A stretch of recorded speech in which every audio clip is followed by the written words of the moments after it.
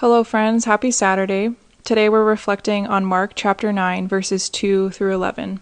In today's gospel, we hear about the Transfiguration, Jesus taking Peter, James, and John away by themselves and up a mountain. And when you're reading scripture and you hear about someone going up a mountain, it's often an indication that God is going to have a personal encounter and reveal something about his heart to that person.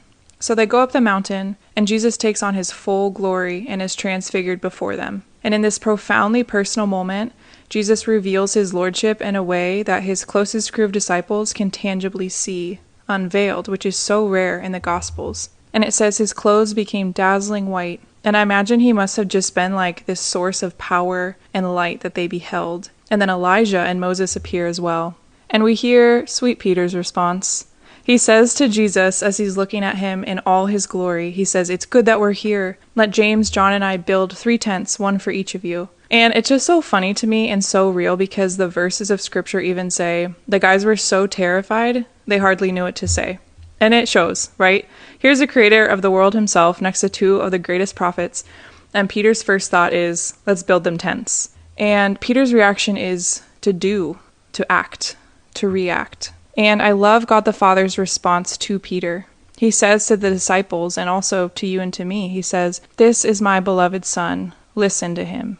And I love that. The invitation to wait on the doing, and rather to sit and to be and to receive, to soak in this profound moment of revelation, to simply listen.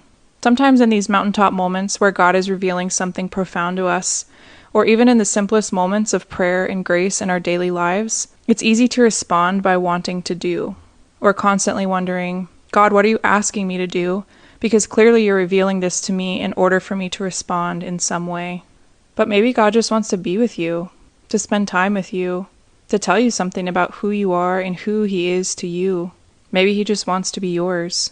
And that, I think, is what Lent is all about. And I think this scripture verse is such a beautiful reminder that in this season of Lent, where we are actively, in air quotes, doing things, by giving things up, by striving to let go of certain attachments, and by actively working on growing in spiritual disciplines, which are all so good and hugely important, the scripture passage reminds us what's at the heart of all of that.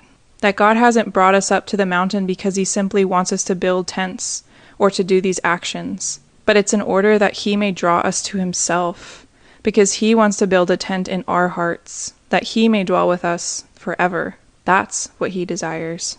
It's all about relationship. That's the point of any sacrifice we make in this season, or any season of our lives. Sacrifice is something that allows us to go away by ourselves with Jesus, and to create and honor that time and that space where we can be present, to receive and to listen, and to ultimately hear him say to us upon the mountaintop, the same words God the Father said about Christ at the Transfiguration. "You are my beloved Son. You are my beloved daughter. And I am your Father, and I love you." So that's all I've got for today, my friends. I hope you have a great week, and I will see you next Saturday.